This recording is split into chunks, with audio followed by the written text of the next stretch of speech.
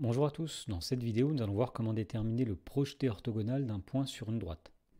Alors dans l'exemple on nous donne une figure et on nous demande dans la première question de déterminer le projeté orthogonal du point C sur la droite AE. Commençons par rappeler ce que c'est que le projeté orthogonal d'un point M sur une droite D.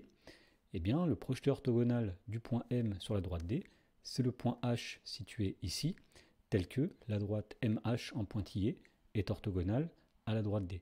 En gros, le projeté orthogonal, c'est lorsqu'on envoie le point M sur la droite D de façon perpendiculaire. Et donc, si on revient à la première question de l'exemple, on nous demande de déterminer le projeté orthogonal du point C sur la droite AE. Donc, nous allons envoyer le point C sur la droite AE de façon à avoir un angle droit. Et donc, nous voyons que le projeté orthogonal du point C sur la droite AE, c'est le point A. Dans la question numéro 2, on nous demande de citer deux points dont grand E est le projeté orthogonal en citant les droites correspondantes. Alors par exemple, on voit que si on envoie le point D, si on le projette orthogonalement sur la droite AE, eh bien le point d'arrivée, le projeté orthogonal, c'est le point E. Donc on va commencer par écrire que E est le projeté orthogonal du point D sur la droite AE.